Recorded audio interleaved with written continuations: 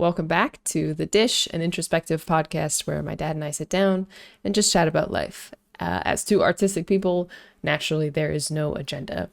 Without further ado, please enjoy this episode. Uh, Dad, good morning. Morning. How you Why doing don't today? I'm good. I'm doing great today. How are you doing? Good. We're having a windstorm in Vegas, so you might hear like something rustling outside the window, and that's just the lights from the patio banging against the Oh my slider. gosh.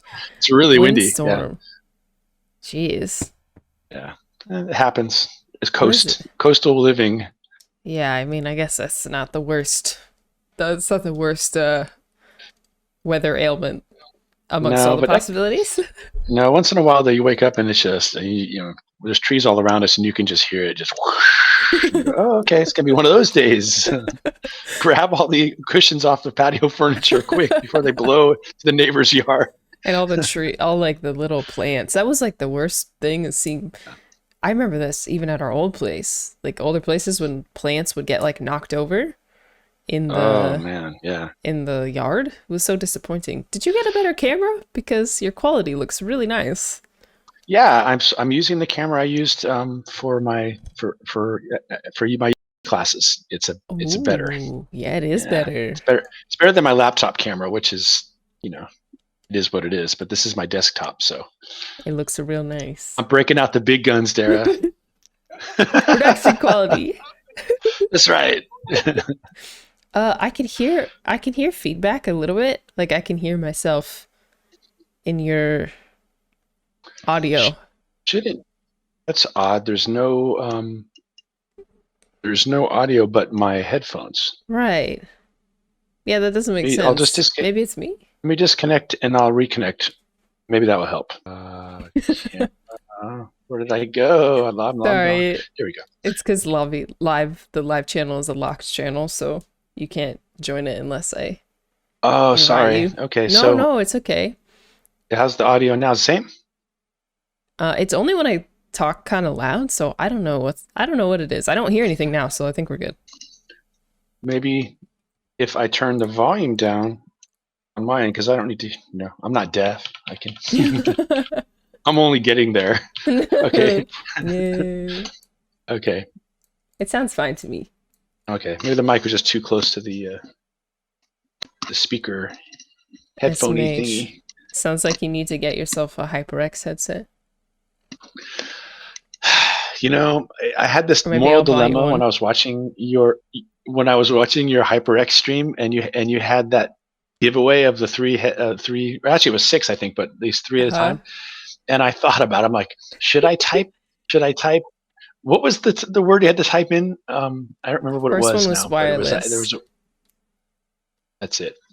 And then I thought, nah, that there's a reason in contests like relatives of the people can't win. So I thought that would be weird. It'd be wrong to win, even though it would have been legitimate. So I I didn't put it in. know. Besides, when I'm ready to do it, I want to get one and click through your link, so you get the special prizes for that or whatever that is. As soon as I get everything worked out, I don't want to promise it because I'm not 100% sure, but I'm thinking I'm going to have like a discount code tied to my name, like use code DISH to get whatever percent off. So we'll Okay. see. When that happens, I'll tell you. Nice. Okay. Or maybe I can So what are we going to just. talk about today? What's the I saw Oh, your Sunday stream where you said, "Hey, give us some suggestions of topics." Did anybody suggest anything? actually, no. Here, you know what I'll do is I'll send a message in my general Discord and just be like, now's your chance. Yeah, If here you it have is. ever had something that We're you want to live. talk about, We're, we're recording. Um, no, I didn't really think of any specific topics. So just just chilling all right, today, cool. pretty much. Well, you know what I got. You know how Facebook gives you those. X years ago today, this happened and that happened, and I love that feature on that platform. And this morning, I woke up to 9 years ago today, and I had this picture of the house that we lived in Valencia, and it had a picture with the poppies in the front and the house in the background, and it said I had my post was under contract, which meant that 9 years ago today we entered escrow on that place. Oh, And I remember wow. being very, very excited about that. And it's funny though too. It just I was sure that we would live there forever. Like when we bought it, I thought, oh yeah, this is this house has everything I want. It's everything we really ever talked about wanting, and we love it. It's perfect, everything, and it was. But what I learned is you change. Like the house stayed the same. We changed around the house, and our we never didn't love living there, but the your dreams and hopes, goals change, and it's just weird that 9 years later, this thing that meant everything in the world to me and represented, this like great accomplishment and this goal met and everything else is already in my past. It was a really good lesson when I looked at it this morning. Like, wow, how I would never have seen that coming, Thing, and I'm absolutely right where I want to be right now. And who knows where it's right. going to be in 9 years from today. It's just so, it was just one of those moments, right? When you look at it and go, wow, Yeah. things are different. Well, when you commit to stuff, everything feels like so permanent in the moment, like jobs or, um, yeah, something like that, like a purchase or relationships. I don't know, you don't enter something thinking about the end of it, rarely. But, you know, we also like our concept of time changes as we get older, and what Yeah. things that feel so important at even like 20 feel very different at 25 or like 30 to 40. I You don't know, it feels know. different it feels different at 53 than it did at 20 is birthdays. They Have you feel a gotten to lot the different. point? Have you gotten to the point that you don't like your birthday being celebrated? I was always curious about that because No, I don't know. Maybe it comes from like a fear of aging and like a fear of death, but not at all. I I don't even think about it that way at all. I shouldn't say I don't think about it. I do think about it, but I think about it differently than that. The way I see it is, and I've always said this, I don't really care what my age is as long, and I think everybody should adopt this. As long as what really matters is, am I satisfied with where I am at the age I'm at? hmm, That's what really matters. Like if, you know, 30, when I was 29, 30 probably seemed, or when I was 25, 30 definitely seemed older or old, like some kind of sad milestone or something like that. But I remember turning 30 saying, no, I'm right where I want to be at 30. So I'm happy. Like, it's just great. Like, well, hmm, what's the alternative to getting old? yeah, staying. I mean, there Dying isn't. young. Yeah, dying Death. young. I would rather get old. I don't care, and no, I don't. I Hmm. don't look at my birthdays with any kind of dread at all. I You know how we do here. We Birthday celebrations last a week. Like, it's It's not a so birthday; fun. it's a birth week. So we just go for it. No, we celebrate it, and age is a it's a I can't just say, well, it's just a number, because it represents something. It represents that you're older. But we I think have only a negative connotation with getting older. But there's a lot of good about getting older too. I would not want to Yeah. go back to being the angsty, 13-year-old that I was, or the No. foolish 20-year-old that I was, or whatever. Like, I like who I grew into. So, Hmm. just, Yeah. you just change and grow. And at those milestone birthdays, I'm sure you weren't where you thought you would be at the previous milestone, but you were content with it nonetheless. Yeah, you set goals, and especially the more farther out the goals are, the less likely you are to hit land in the vision that you imagined. It'll Mm. be different. But aren't you glad it's different though? Because what if you could just completely track your life and then just predict it? Like, the surprises and the challenges are the fun part. Like, they may not always be fun in the moment, but it's really fun to overcome an Yeah. unexpected challenge when you Oh get on the my other side of it. gosh. Hugely like the thrill of that, like and the accomplished feeling afterward. Like that is, you want to talk about the spice of life? That's the spice of life right there. Yeah, and it grows your faith too, right? You Oh understand that yeah. you know Oof. that there is a God and you're not in control, and you can rest in that though too. And doesn't mean you just kind of lay around and wait for manna from heaven. You have to live your Yeah. life and do your stuff, but you just don't you can't. be worried about that. You just have to live your life and expect the challenges to come, and then pray for the strength to overcome them, and then celebrate it when you do. Yeah. That's. I know it sounds like I don't want to sound trite. I mean, people we all have experienced unexpected struggles that have really knocked us down. So I'm not trying to say anytime something unexpected comes and make light of it. Like there are serious Yeah. things that happen in life that you know will knock you way way off course. And for some of us some of the time, or all of us all the time, we never get back onto that course. And that's part of life too. So I'm not trying to make light of those things because there's legitimate, they're serious, but you know Hmm. being someone of faith, that changes my interaction with those things for sure. Yeah. Yeah. I think God like really shattered my idea of control in college because I was so dead set on going to Korea and teaching English, and I was like all in on that career path for like a few years. Hmm. And then that thing happened with the TESOL program where it was like I thought I was getting certified. Yeah, like I entered the English as a second language program believing that there was going to be a certification at the end, and then midway through found out, oh, actually we don't offer certification anymore. This is basically like an elective or something. Like Yeah, it's basically just just for enrichment. And like that obviously like knocked the wind out of me a bit and set me back. And I think it was so weird like that there was a frustration that came from that caused me to step away from ESL for a while. And then when I tried to go back to it, like I don't know, the magic was just gone. The spark was gone. And it was very, very, and it was at a time in my life when I was in a relationship that I had no confidence in and was overall just, I don't know, I felt like I had lost such a huge part of my identity and like, especially since I was pretty insecure at the time. It was like, that was the one thing that was like really interesting about me that I wanted to do. And then that was just gone. And then God, I feel like God basically stripped me of all of my external identities, or cut by various ways. Like it wasn't nothing, none of it was even that dramatic. It was just losing interest in things or losing friends. Like even lost friends at the time. yeah, I Um, remember.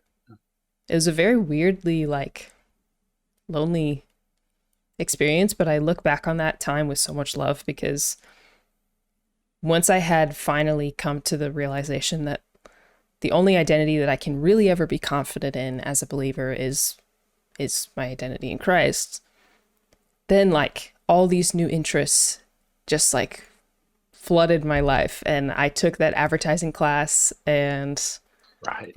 all it all clicked, and I was like, my love for English and my love for random hobbies and like art and all of these things like just like merged into marketing and like genuine advertising, and then that propelled me into a career in content creation. And then I when I finally got that job as a marketing director, I was like, well, now I made it. Like this is Right. like end game stuff. Like I want to take this company and use whatever abilities I have to like shoot us up into the sky, and like I could retire here. And like I don't know, at the time my goals were like, well, like I enjoy this job.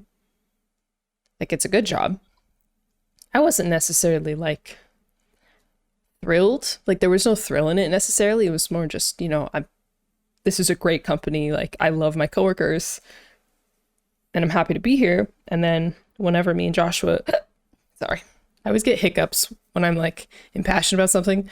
Um That's cool. That's great. I get hiccups and like little like shakes. I don't know. I don't know why.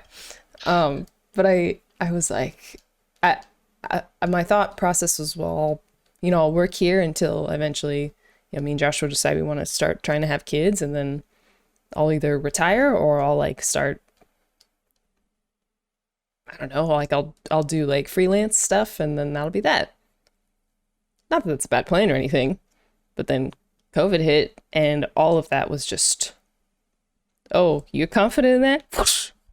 So that stripping happened to you twice Twice. in probably a 3 or 4 year span. But in the middle of that, you you had this landmark moment. You got married.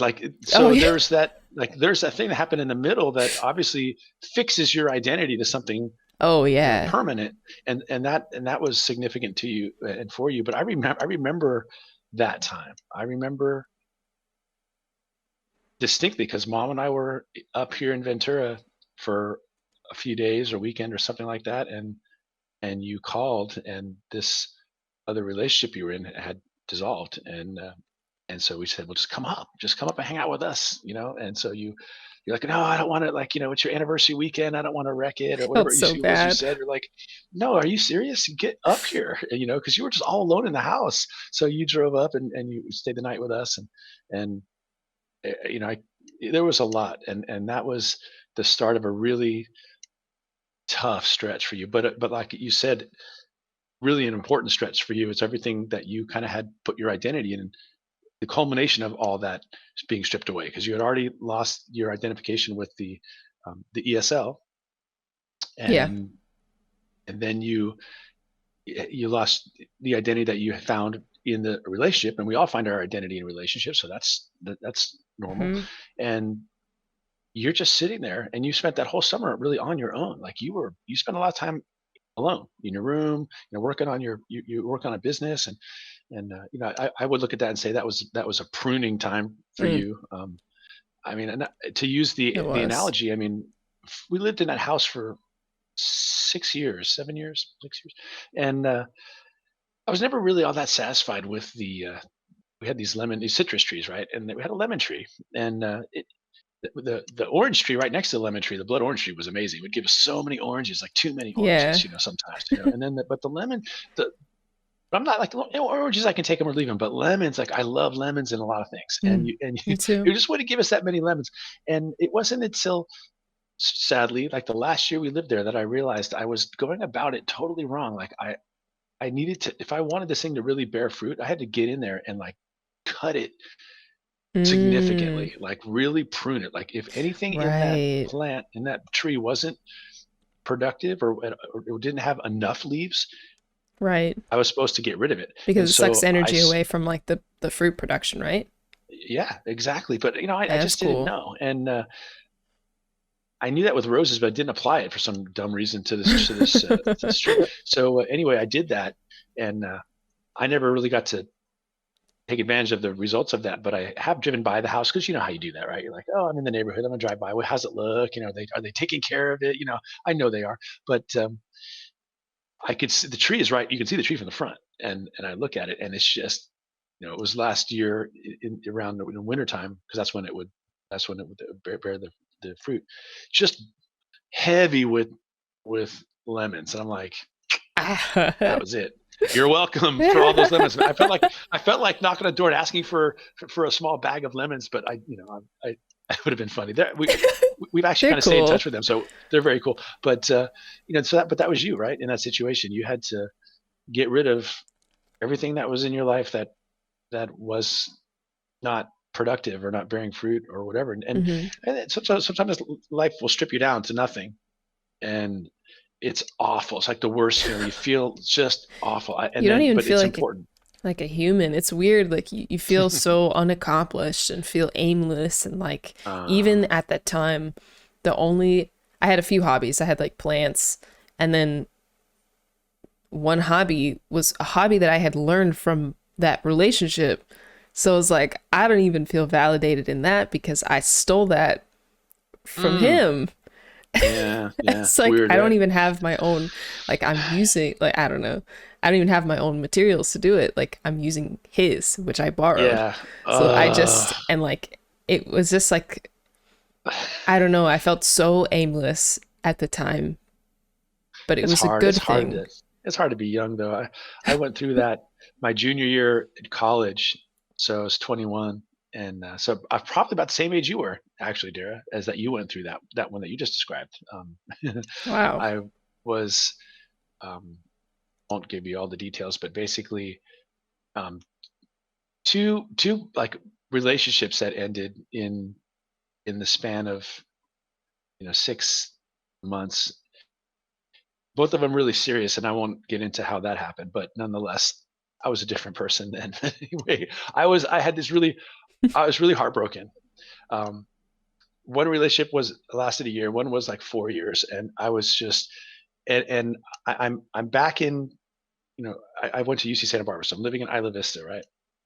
I'm in the place where I was involved in one of the relationships, and that ends, and then because the year ended, and then the next year, the longer term relationship also ended, and and I remember it was right around because the second relationship, the longer one, ended in October, right around Halloween, and so I'm just devastated. Like I was just in a tailspin anyway, and then I'm really in a tailspin, and Christmas break comes around, and I'm like the last roommate in the apartment. Everybody else leaves, and I have like for some reason, that's right. I had a job, so I had to stick around. There was like 4 or 5 days that I had to stick around the apartment, and nobody Mm, but me, and nobody even in ugh. town. Everybody was gone, and I was alone, just listening to the saddest music I could get my hands on. Um, and it was just sort of the climactic experience of moment of that experience where I just what my actual physical condition was a reflection of how I felt on the inside. Like there was nobody around. I couldn't Mm, even find anybody to talk to if I wanted to. And I was just there because I had to do some job that was just drudgery. And somewhere, everywhere, other people were having fun with their loved ones and family, and I was sitting there by myself. And I didn't get out of it for a while because the next quarter came around, and I took the three most significant courses for an English major: um, Milton, Chaucer, and Shakespeare, all in the same quarter. And I don't think I took any other courses. I think I just took three, which is supposed to be like the minimum you can do to be a full time student at UC Santa Barbara back then. And I got. I remember when 10 weeks later when the report cards came from that semester, it was like maybe March or something, and all my roommates were looking at their grades and like, okay, I did all right. I pulled mine up, and I got C's in all three of those classes. So my GPA for that semester, that quarter, was 2.0, which I'd never gotten anything that bad in my life. No, not even close. the gifted And kid it, yeah, and syndrome. it was I was about as low as that was my lowest point right then and there. Like I had spent 15 weeks just wallowing and and being self-destructive, and Mm, then the chickens came home to roost with this 2.0 report card of these really foundational courses in my major, the ones I should have done really well in. And it was just I felt like I felt empty. Like I really didn't even know why I was there. Like, what am I doing? Like, what do I really want to do? I mean, am I really even mm, a student? Am I? And from that, I started to like figure out, well, okay, then who really am I then? Like mm, I had to come to the realization that I was emptied of everything. That I just like, okay, all the stuff that I had put value in, that made me feel confident, that made me feel like, oh well, I'm a good boyfriend. Well, no, you're all alone. You're not a good boyfriend. Well, um, well, you're a good student though. No, you're not a good student. Oh well, you're smart. No, you're not smart. You bombed out on the most important. Well, you're a good writer. Well, you couldn't do very well in these classes. Everything I thought that I was good at or had value was it was just shoved in my face. Well, not really. You're not. And so from there, that was yeah, but the first ground zero is when you're born. I had a few ground zeros, but that was absolutely one of them for me. And I when think you're everybody probably born, goes through it because growing up is hard, right? You make so many mistakes. you do, and you don't even know you're making them until Right. later. You're so confident in your choices until they blow up in your face. You're like, geez, I thought this was something solid. Like Hmm. I thought this was like a forever thing, and for whatever reason, it's gone. Well, Like the that's you just heart is described it. fickle. Your Every other relationship people is are that way. fickle. Yeah, Yeah. even like And friendships yeah, too. There are friendships that I yeah. thought would last forever. They're gone now. I don't know what's going on in their life. Like there's and like I don't know. You have confidence in other people outliving you, or like I don't know. Even things that you know are temporary. Like I think we forget. I try to be cognizant of the fact that like people are temporary. People are fragile. and people make mistakes, but it always catches you by surprise when Mhm. someone who you had a lot of faith in just like bombs something, and you're like, and it like shatters. I don't know. It's a weirdly like, it's just sobering. It's just Mhm. sobering. But on the bright side, uh, But people can also people surprise you in sup- the positive way. people Sorry, surprise you in I a said positive. that. I took the They words out of were your mouth. I'm no, sorry. that's fine. But it's true, right? I mean, you get those. I mean, I think you were in a very wonderful way surprised by Joshua. I think I don't Oof, think you big saw time. that love coming, and suddenly there it was, and it was very real, and Yeah. it redefined you, and I saw you just grow into that relationship, and obviously, now you're married, and it's neat to see. But that was a surprise. And the love was so different than anything I had experienced up to that point. Like every relationship I'd had, particularly the one prior, was like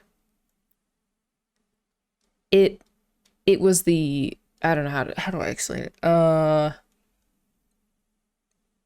There was like a instability to it and excitement about it that made it attractive.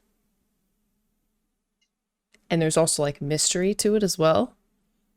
And I had a conversation about this with someone recently, but like how much movies, maybe I talked about it on my stream, like how much movies and TV shows and books like skew your view of what real love is, because it's not all like the passion and like tension and like angst and like you don't want that in the long term. Like you get a little bit of that in the early stages, but like that fades, and it should, because Right? Yeah. you don't want to live your life in passion. I mean, like just like, I don't know what Jealous, it. stressed out, wondering, Yeah, worrying. how do they Like, feel? Like, I can't bear to be without them every minute of the day. Like, you yeah, can't you can't stay in that place because it's no, exhausting, right? it's so exhausting, and I didn't realize how exhausting it was until it ended.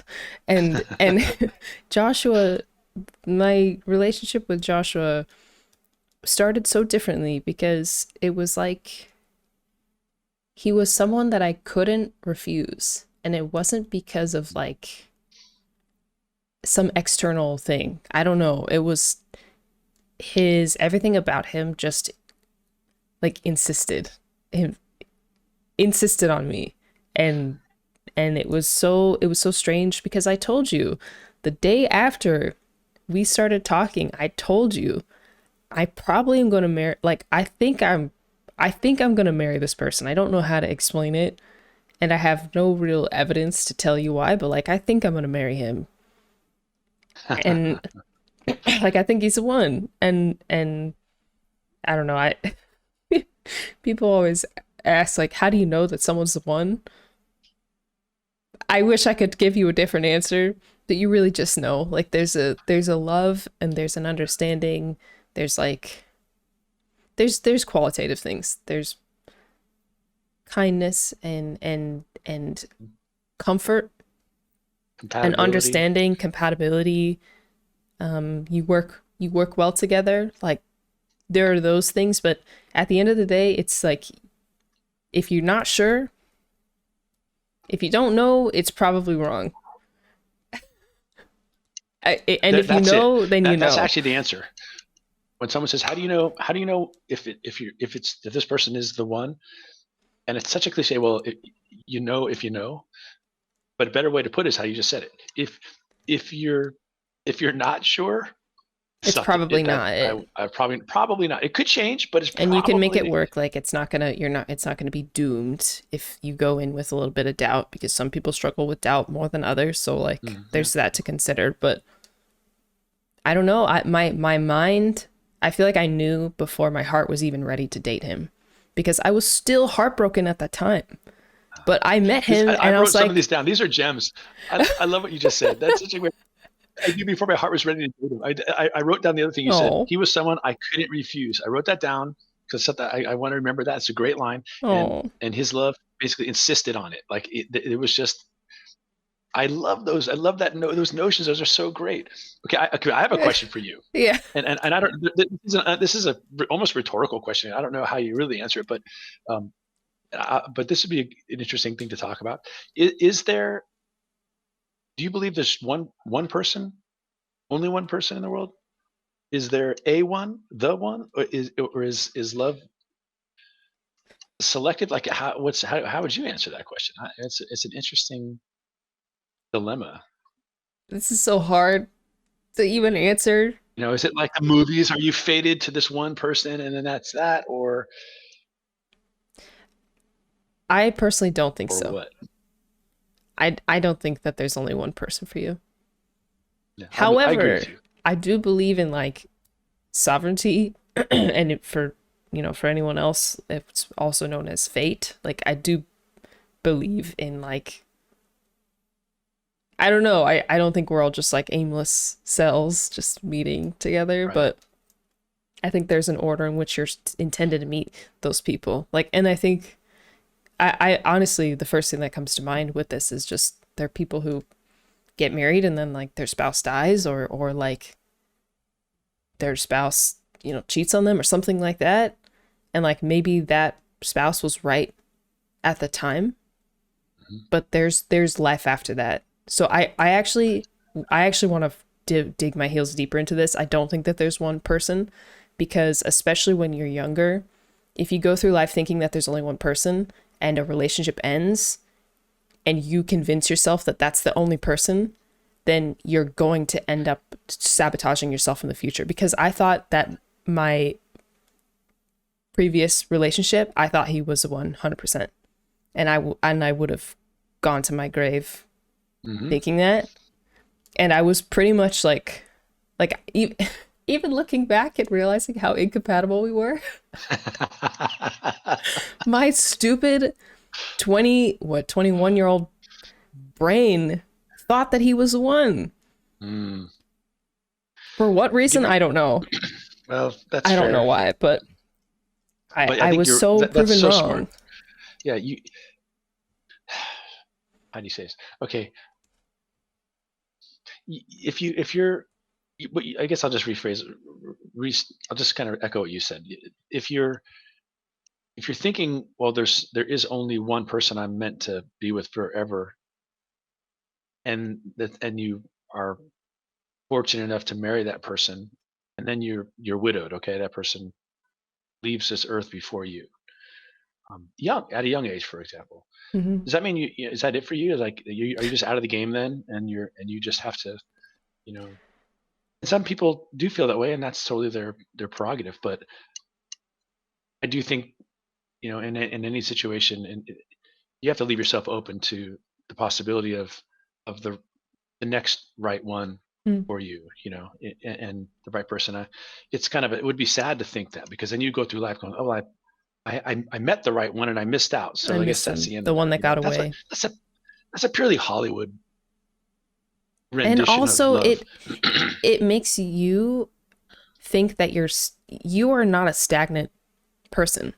Like I am not the same person I was when I was 20. So Right. and the person who I was at 20 was not ready to meet Joshua. So Joshua was right for me at the right time.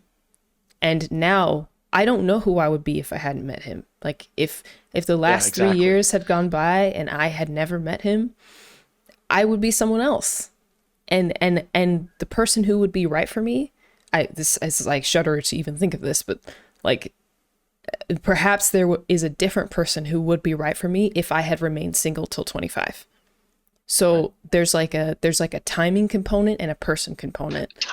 Timing is Timing is everything. so important. If you, it's dangerous for the relationship also that you're in, if you have that thinking too. That sounds Oh ironic, but yeah, if you're thinking, oh, totally. there's only one person for me, and you're the one I was fated to, and that's the end of the world. That's it. I mean, It's a those lot are, of pressure. if you're married, that's you're right. You're married, so yes, you Yeah, are. you've This is committed your mate. yourself to You're them. committed, and that's that. But if if you're thinking, oh well, this person is fated to me, I'm fated to them. The danger is that, well, then I don't need to it's set in stone, it's static, I don't have to work on this relationship. Mm, Well, we know that's not true. We know, like you said, it people change and are always changing. And the challenge in the I guess I just say that the challenge in relationships is to keep fighting to change together. And that's why you have to keep tending and pruning and working on even your marriage, like especially your marriage. I mean, the so you walk down the aisle and you said these words, but that doesn't mean you don't have to work on your marriage, like, or you don't work on your relationships. say it And if you again, think, well, I don't need louder. to work on the relationship. This was the Prince Charming I was meant to marry. I'm Cinderella, and that's the end of the story. Like, this is our happily ever after. No, it's the happily ever after you've chosen, but you have to work for that. And anyway, Right. it's And it's I a feel like the movies idolize the beginning part because it's well, it makes you idolize it because it's like the exciting part and like the rest after is not as exciting and thrilling. But this part, the post the real relationship, that is the far more meaningful than how you got together. Like I know Joshua so incredibly more than I did then.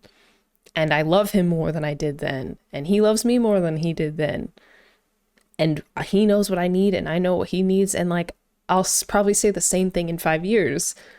After 5 more years of like, I wish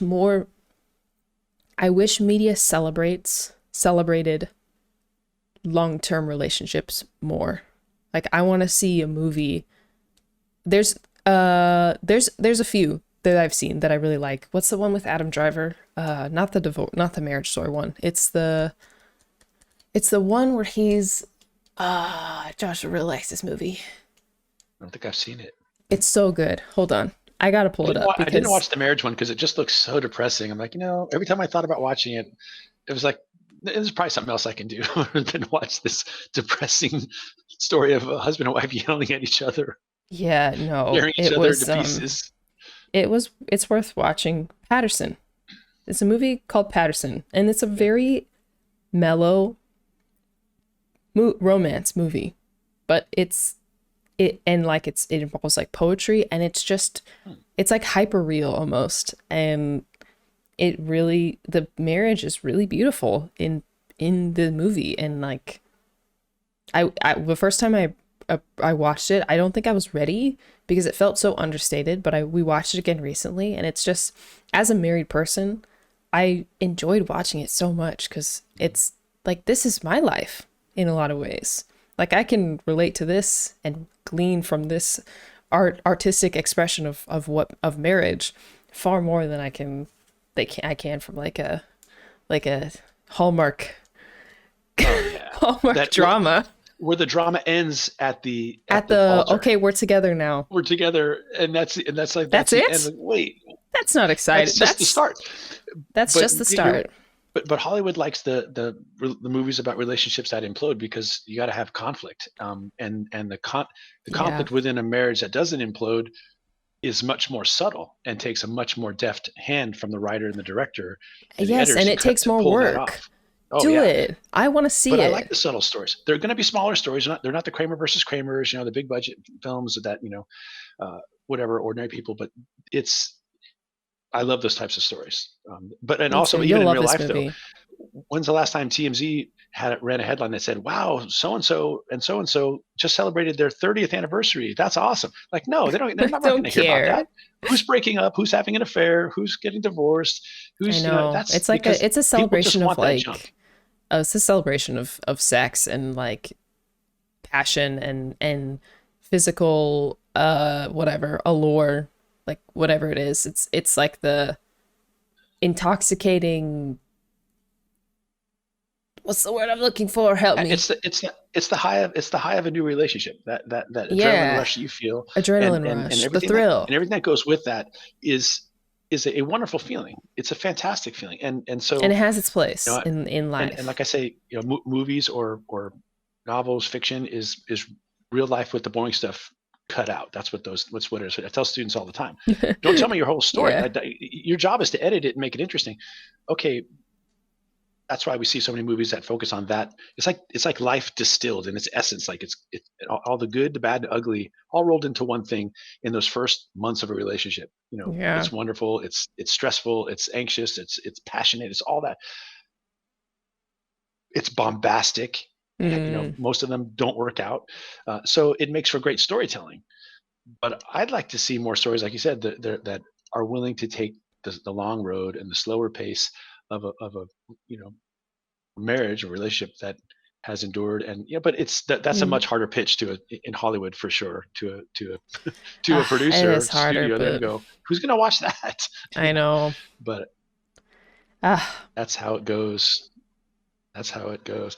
So okay, I was thinking about something else today too that I thought was funny. Um, when this is before you were born, but when I got my first email account, I got it with Yahoo. And actually, it was probably after you were born. But when the internet was just sort of, I had the internet when I was a senior in college. I had Prodigy in my before I was a senior. My junior year, I had a Prodigy account set up with my Mac SE in my I almost said dorm room, in my apartment. It was like the father of the internet. It was long before AOL and all that stuff. But anyway, a few years later, mom and I are out in Oklahoma, and I decide, oh, you know what, this Yahoo, I'm going to get a Yahoo account because it's kind of new. And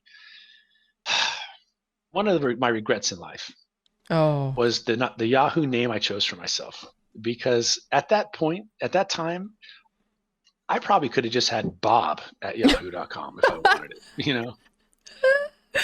But You're right. I was so enamored with you, that my Yahoo email address handle is your first name and your last name at Oh. yahoo.com, which is an impossibility to to give someone to try to do. It's like 16 letters long. It's a bunch of silent consonants in it. It's just everything's wild. And if you hadn't taken And it, it would probably still be available. that would most definitely still be available. I'm such a bozo. Like I could have Hey, you chosen never know. Bobby D at yahoo.com. How cool would that have been? So I filed that under. Well, my heart was in the right place. um, Look, anytime if you want it, you can have it. Like, but I don't think you want it either, because it's. I mean, I think you have one that's pretty close, but you can have that if you ever Hmm. want it. I'll just surrender it to you, Okay. because it's your name, your first and last name. I mean, it's you I at feel like I Yahoo. cheated. So I feel like I cheated on Twitch because someone snagged the name Dish however long ago, who knows? And I just like waltzed in and took it. hey, look, I understand that that's possible because you were partnered and because they were inactive. If Yeah. they were still around and stuff, then that'd be different. You were like, oh, then it'd be like, oh, you just totally bullied them out of their name. But Yeah, I don't that's even not know the how that case. works, but yeah, they weren't there, but I definitely feel like I don't know. I'm just you, saying having a you got four-letter some clout. username You on used it. Twitch, like that's the best use of my clout thus Yeah, yet, thus far. yeah. Someone else was I able to did. do it too. I every time a new social media launches, I don't do anything. I just log in and I grab the name Dish and I leave. Just to Yeah, have it in case you're I ever smart. want to use it someday. I want to have that Yeah, username. and they do keep popping up. Yeah. Um, Yeah, they I do. didn't get a great one for for TikTok. I was a little late to the party on that, but I still got an okay one. But you can keep changing it, so I've kind of tinkered with it a bit. But yeah, it's kind of fun. Like I I can't remember believe I when, got the, yeah, you got a great one. I got Dish Rag. When I was surprised by that, but maybe someday I'll get Yeah, Dish, but we'll see. yeah, we'll see. I mean, how many? I think I checked last night, maybe this morning, 325, almost 326,000 followers on TikTok now. Yeah. And you were just at 319 just like less than a week ago. So, Yeah, I'm really hitting my stride with Genshin content. Um, oh, that I'm reminds me. just I like got to tell striking you, gold every time. It's crazy. your latest one on the build for the is that your main? Is that the one you play? Is that your main? Um, It's one of them. yeah, I Kaya. mean it's a second. Yeah, Kai is your second. We talked about this.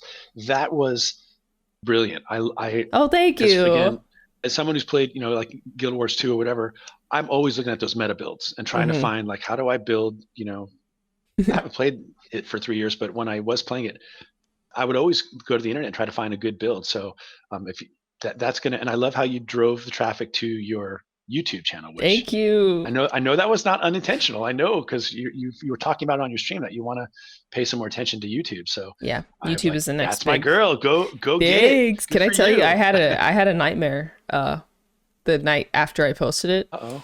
So I so I had a nightmare that I woke up in the morning after posting it, and I checked my YouTube, and the video had gone like super viral on YouTube, which was exciting. And then I clicked on it, and I saw that it had 60% dislike, and basically like a ton of like comments like this build is I don't know, just like insulting it and being like this Yeah. is not the best choice or whatever it was. And I had to like I woke up and I like analyzed the dream. I was like, why I've never had a dream like this before. And I realized this video, both the one I posted on TikTok and the full build guide that I posted to YouTube, this is the first time I'm venturing into informational and educational content with gaming specifically. Most of my Genshin content, most of my gaming content has always been entertainment. So there's no like skill or knowledge involved in that. And I think I had a fear of like, is my voice going to be respected in the space? Is this where I'm going to start experiencing like hardcore sexism in the gaming industry? Because most of the sexism takes place in like competitive games. So things like Call of Duty and Valorant and stuff like that. But I just had to really, I just thought about it all day yesterday. And funny enough, the video has performed very well and has Okay. 100% likes and 0 dislikes as of right now. Yeah. So the fear obviously was baseless, but I really, the dream felt so vivid and I still have to remind myself that it wasn't real. So I'm wrestling with this and people are asking me for more build guides, so it's a new territory for me to venture Yeah, into you're this putting type. stuff out there and claiming it.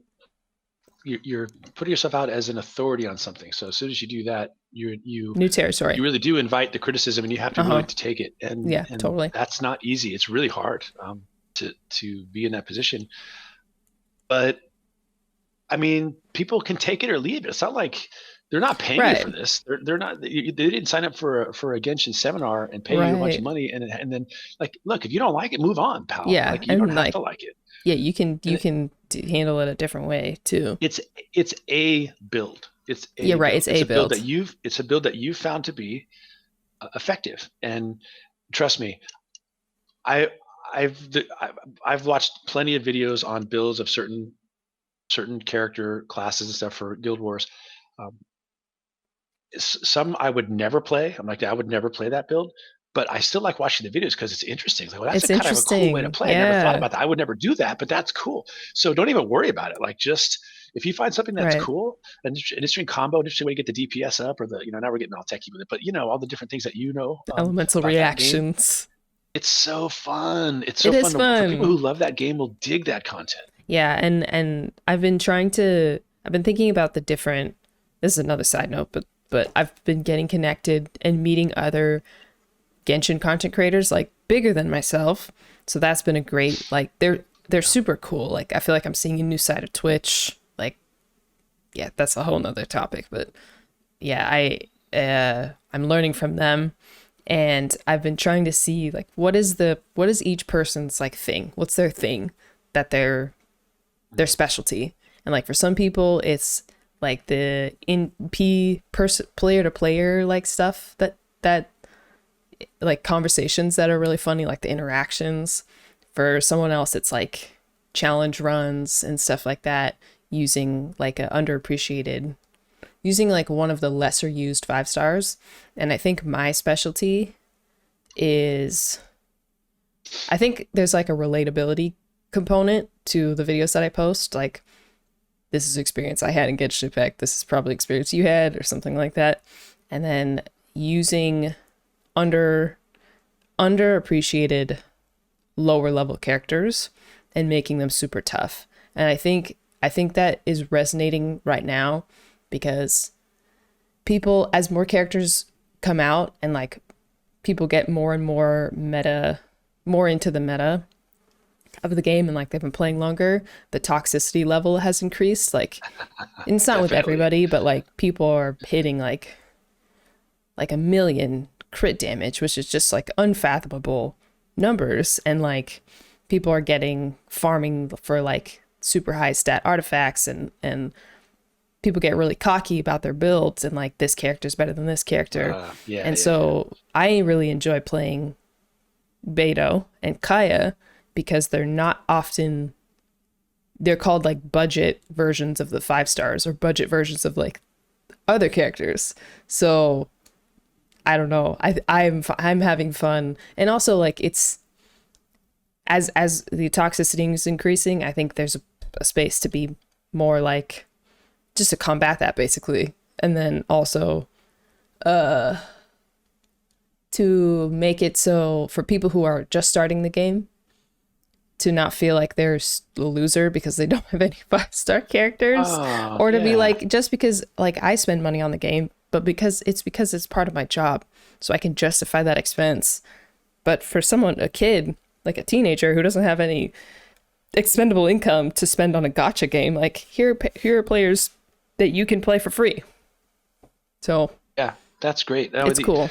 I'm learning. there's always going to be like major stat heads. Like they will break out calculators Yeah, and I dig I do that. into, yeah, right, like really, like seriously get into it. And there's room for those.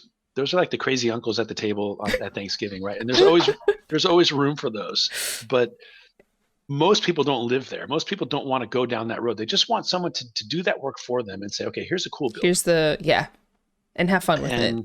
And and also the build is just a build. It also intersects with playing style. So if Yes. If you you don't know like the if play style of a character, don't use them. Like it doesn't don't matter use that their him, base attack is higher or like they have this fancy special that can deal a lot of damage. Like if you don't like playing them, don't play them. right?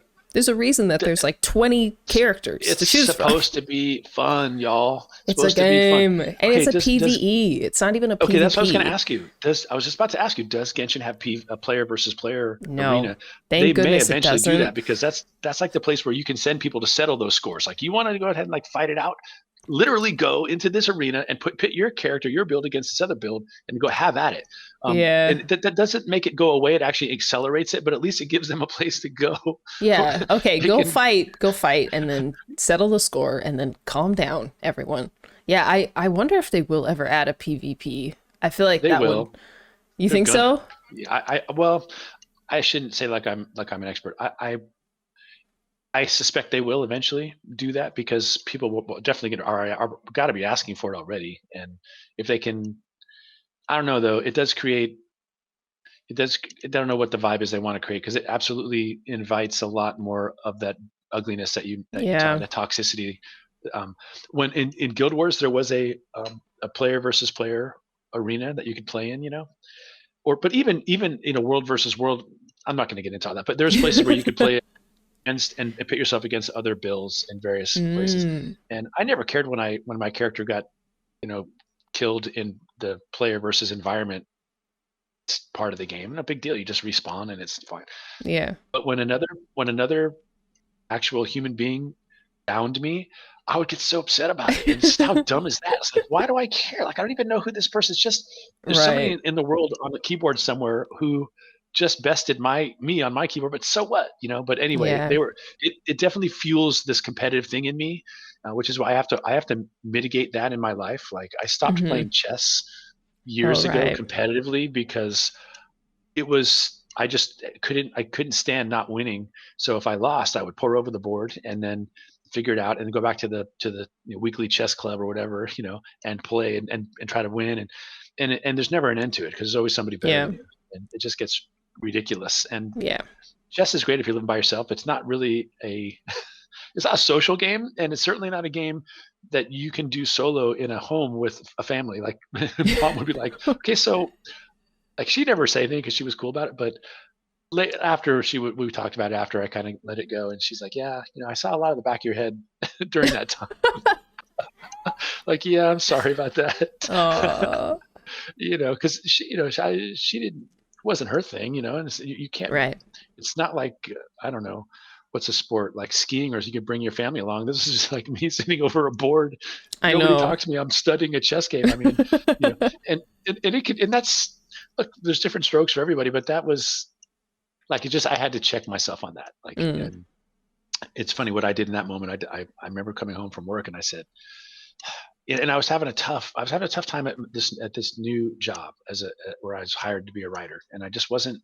It'd been several months, and I couldn't really seem to satisfy my editor. And mm, we had, I had a tough crowd to please, and I wasn't hitting what they wanted, and so I realized I needed to spend more time focusing on the craft of writing and less time focusing on the craft of chess. And there were mm, parallels. Chess was something that because kind of my mom taught me when I was in kindergarten. I just naturally had a thing. I had a knack for it. I was good at it. So, um, and then I started mm, studying it like later after college, and got like very good at it, and started winning tournaments and things like that. And then again, like I said, there's so many levels to it. I was never close to being the best in any room. I mean, and I never would be. But um, I realized, well, what if I did when I was having a tough time at work? I said, what if I took the same energy that I'm taking to studying chess, which is something that I kind of thought I had a natural talent for, and I realized how much better I could get when I studied it. What if I did the same thing for writing? Because that's something that I feel like I have a natural talent for. I mean, I'm hired to be a writer for this company, so they think so. But mm. I've never really committed to honing the craft. I've just kind of always skated on my talent. Well, what if I actually all those hours I'm pouring over a chessboard, which really doesn't lead to a whole lot for me or my family. What if I did that for writing instead? And that's when my career took off. I Mm. mean, I came home from work that day. We were living in a condo, the one on Trumpet, and I just came in and I said, Deb, help me out. And it's like, what? And I said, and I brought a couple boxes home, and we just took all my chess books, put them in a bunch of boxes, stuck them in the little storage thing on the outside, and we had a little outdoor patio, and there was a storage unit there, kind of like what we have now, actually, and just shoved them in there and put the board away, just put the chess pieces away, and that was it. I just gave it up. That was it. I stopped. Wow. And then she and I, and I'm sure you came along, and probably Melissa as an infant, went to the Barnes and Noble, which is still there in Valencia. Actually, it's still one of the few that's still around. And we went to the Barnes and Noble, and I went to the section on how to be a good writer kind of thing, and I picked out, I think just that day, just two books that I thought that I would start with in reading and making and challenging myself to be a better writer, and books that had exercises in them, that basically the way I would tackle chess. And and I never looked back. I've never looked back. I've Wow. never stopped learning and working on my craft as a writer, and I've never regretted not playing chess. Never, because I Mm. can still play and it's still fun. But it was for all. It wasn't. Look, with the things you spend your time with, you have to ask yourself, what am I getting back? What's it giving back? Yeah. Yeah. You know, and I And wasn't what's the getting enough back cost? from the time. Yeah, the cost was too high for what I was getting for chess, and then but when I did it for writing, I thought, well, if I get really good at writing, what does that mean for me and my career and my family? A lot more than if I get good at chess. Mm. A lot more. And also And for my own personal goals. yeah, So it's amazing when you anyway, can find like the cross way between what you're good at and what you're good at, what you enjoy, and what is also profitable for you. And like I'm very writing obviously is first personally fulfilling for you. Career mhm, wise, it's fulfilling, and especially when you are freelance writing, that's a yep. huge deal. And then also, what's the other thing that you're good at? You're also good at I it. mean, I don't need to say that. Everybody knows. well, it's opened every single door in my life has opened because of that. Mm-hmm. I'm only teaching writing because someone thought I was worthy to do it. You know what I mean? Like, and I learned later in life that I wasn't ready to teach writing until I had been a professional writer for 15, 20 years. I wasn't ready. Like I, Mm-hmm. I thought I was, but I wasn't. I didn't know anything. Like I Yeah. had a lot to learn. I do think that teachers should, and I mean, I don't want to make a blanket statement, but I will say this for me, it was very profitable to have done what I'm teaching before I try to teach it. There's the Totally. craft part of it, but then there's also, well, okay, how do you walk this across the street to the marketplace? Okay, so it's good. You got a talent. You're a good writer. How can we monetize that? How, and to develop those entrepreneurial skills and Hmm. think about how it connects to the marketplace. Basically, what you're doing, what you're doing as a content creator is, you can teach that now. You can because you've done it. It's not theoretical. You've done it. You know more Yeah. than anybody else knows about it in the room because you know what has worked and what hasn't worked and why. And you're learning more every day. So you got to learn, then you can teach. Yeah. Not just anyway. I don't know. Um, And I but think you're right. speaking of chess books, this is the last thing. I just have to say this. You got to watch that when you watch documentaries. Okay, you got to watch yourself because a documentary can change your life. A documentary can It's alter your true. behavior significantly. Oh, You it's watch so you watch the right true. or wrong documentary, and you're swearing off of fried. You're swearing off of dairy. You're swearing off of meat. You're swearing off of what based on the documentary you watch. Uh, And mom and I are like 90% non-meat diet anyway, so hmm. that happened to us. but we and it's always coming through mom because she's always watching these documentaries like, oh, hey, you got to watch this, let's watch this one. I watch it. I think you're really going to like it. And I'm like, oh, here we go. I wonder who I'm going to be tomorrow after I watch this. Well, we watched this one lately, like a couple weeks ago and it was, what was it called? The Minimalists. And it's a, Oh, I it's think a I watched documentary. that. Okay. And it's about living a minimalist lifestyle. It's about, not being a slave to all this stuff, Mm. on certainly on the purchasing side, and all that, but also just on the living side. Just what do you, how much room do you need really? Like, how much stuff do you have, and do you really need that stuff? And are you a slave to stuff? And it involves, personal economics and all that. But the main takeaway that for me was, I just want to get rid of, and I'm pretty minimalist anyway, but I still have some stuff that I kind of carry with me through life that I wonder, why do I still have it? And there's this challenge that they give at the end of the documentary, which is, okay, for 30 days, get rid of one thing on day one. Give Mm. it away, throw it away, sell it, get rid of it. On day two, it's two things. And day three, it's three things, all the way up to 30. So by the end, one day you're getting rid of Sounds 25 fun. items, then it's 26. It's fun until you get to about 12, and then suddenly you're cutting into bone. Initially it's no problem. Well, let me get rid of all these ties I've worn in 20 years, or let me, here's some Hmm. old socks. I'll get rid of those, and here's and then after that it was like, well, here's a few books that I've read and I'm not really going to read again, or here's some books that I have but I don't think I'm ever really going to read them, and here's some junk that. But then it starts getting tough. Then you're like, now we're into the stuff like, well, and to be fair, I stopped at 15. I haven't continued, and it doesn't mean I can't go back to it, but I haven't. I just didn't have the time. It was taking more time for me. I needed more time to actually go through stuff to figure Mm. out and make some really hard decisions. By the time I got to 15, 16, 17 a day, these were not easy decisions at all. Like, I'm now looking at stuff going, like, I'm getting rid of my 2-volume set of all of Shakespeare's plays. Whoa. Why would I do that? Here's why. Because I've had the thing for 15 years and I've never opened it. I think that's fair. I think it's a I good think that's a reason to good get rid of it. reason. You know what I mean? It's like, why do I have this?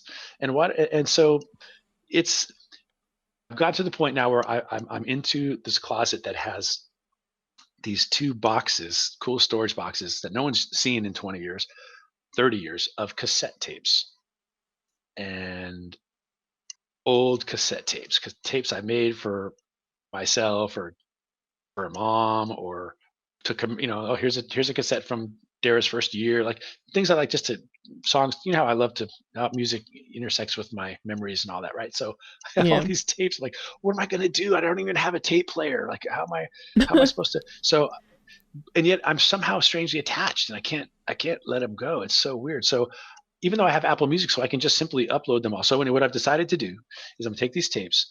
I'm taking a picture of them. So I have the playlist basically, and then I'm Hmm. tossing the tapes, and then I'm making a playlist called that tape on Ah, good Apple Music. idea. And there's still a psychological hurdle to overcome actually throwing that cassette away. I don't know what it is. I don't understand it. It's weird, but it makes no sense really. There's nothing inherent in this piece of plastic that gives it any value. It's the songs on it, right? So anyway, Right. that's I starting to guess so. happen. But I came across some tapes I'm going to keep though, and they're the tapes from our wedding. A Oh, lot of people know this, but I'm like one of the. I wonder how many people have done this, but I DJ'd my own wedding. I remember. Well, I don't Well, you remember, weren't but you there. told You weren't me. there. I remember You're you going to start telling a me. scandal. I remember you. I remember you Yeah, telling I me told this. you this. Yeah, because I just knew there wasn't going to be anybody that was going to play the music that I really wanted to hear. When we were dancing at the wedding, or during Yeah. the cocktail hour, or the hors d'oeuvre hour, or whatever. And so I made these cassettes, and they're just labeled 1, 2, 3, 4, and then dancing, hors d'oeuvre hour, or whatever. And I just had my best man keep the Just tapes pop them rolling in. and just pop the next one in. And I love that. you don't remember this at all, but this is back when tapes had that auto thing where you could play a tape and they would automatically play the other side. I can't remember what it was called Oh, now. You wow. want to, if Oh, anybody yeah. It if was like a anybody's little listening to mechanism this, that like switched it. yeah, just flipped it, just bent the tape. It wasn't actually good for the cassette to do it. Auto reverse. I can't believe I've forgotten what it was called. But anyway, it was a big feature if your radio had if your car stereo had that. So you didn't have at the end of the Mm, cassette, you didn't have to eject it and put the new thing in. But anyway, so I just brought all my stereo equipment to this where we got married, and the speakers and everything, and it worked nice. out great. Those cassettes I'm not getting rid of. I'm keeping those No, because you can't. they're archival, It's family okay to be history and all that. sentimental about things, you know? I don't know. Minimalism, I think what the core of it is keeping things only that bring value to you. Having those cassette tapes from your wedding, that brings value to you. Maybe it's not like a usefulness, but it's like this is a tangible memory. I think it's worth keeping. That's right. And the bonus of rediscovering those cassettes though was that I could take those Yeah, playlists and put them on my Apple Music. So now I can listen to those playlists again, and I love it's that. cool. It's like, oh yeah, I remember why I ordered these songs in this way, or whatever. And I'm just starting the process of doing that. So I just got the first cassette made into a playlist. So I'm going to do the next one probably today. But anyway, it's been kind of fun. It's been an interest. Again, you never know what's going to happen when you watch a documentary. You just don't know where it's going to take Documentaries are life changing. I'm sure it's crazy to think that I could probably watch 10 documentaries of certain kinds and probably change my entire life. you. It's frightening. 10 new hobbies and behaviors. Yeah. You have to take some with a grain of salt. The political ones, I don't. I always have to consider the source, and there's a lot of vetting Yeah. that goes on. And all of them can get somewhat political in some ways, but for the most part, I really like to watch. And it's part of just what's the word, self development, or personal development and Yeah, growth. And personal yeah, development. Hmm. so you got to keep doing that. Yeah. Can't shut yourself off But entirely. we're not gonna, don't worry, we're not gonna build a tiny house. Thank goodness. The trailer house, the I mean, those moving shows are cool, bus. but it's not for me. I need to stretch out a little bit. Nah. Same. Me too. Dude, we're almost at an hour and 10 minutes. This We will be got to our stop. longest This is podcast. we're asking a lot of our listeners with this. I know. We It's probably worth it, should right, guys? take it closer to 30 minutes, but we just get onto so many cool topics. But the good news is, if it's an hour, you don't have to listen to all. If you're here and you're already an hour and 10 into it with us, awesome, thanks. But Yeah. if the next one is an hour and you're like, it's all right, just listen to the first half an hour. Yeah, that's cool. We kind of shifted topics. Like we talked about identity, then we talked about love and marriage, and then we switched to talking about Genshin Impact and PvE and minimalism. And what am I even Well, going to call this this is our, episode? this is what this is us though. This is what we do. This And is this what you is said what the people podcast would wanted. be. Yeah. Right. So This we're giving the people what they want. Oh, let me see if anyone wrote any topics. okay, Let's see. Childhood for next time. stories. Okay, music. We talked about music. Childhood stories. Oh, any of those could be for a whole episode. Could be Yeah. on any one of those I'll try to easily. childhood stories would be a fun one to try to I'll like spend the week trying to remember stuff from my childhood and I'll be like, did that happen how I remember it or am I remembering Yeah. something else? We could talk Okay. about the Hey, newsletter. I like the yes, for sure, the newsletter. That A little teaser for that one. Yeah, the newsletter Mom that ate the outs me just a little cheese. bit. Yeah, and mom too. Your first efforts as a journalist. Oh, Exposed. that's hilarious. Yeah, I like the orange in your hair, by the way. Oh, I see thank it. you. The Did you orange see? This is is. this is Portal themed. This was a something I was supposed to Oh, do in okay. October for a channel point, or it was for like a sub reward, and I'm just now Okay. doing it. So today is the big reveal. I was thinking maybe I was going to ask you if you were doing it because tomorrow's opening day for baseball and it's the Giants colors. I thought maybe, Oh, but you are married to a Dodger fan, which is why you would have blue on the other it's all side. right. So I I got wondered if blue, there was so any connection. sure you both can glean whatever you want from my hair choices. There you go. You're all things to all people. Exactly. All right, let's close it out. Bye, guys. All Thank you right. for listening. Have a wonderful week. We'll Yeah. try to Bye, guys. keep it Yeah. under Bye, like guys. 45 minutes next week, but We'll no try. We'll do promises, our okay? best. No Yeah. promises. Yeah.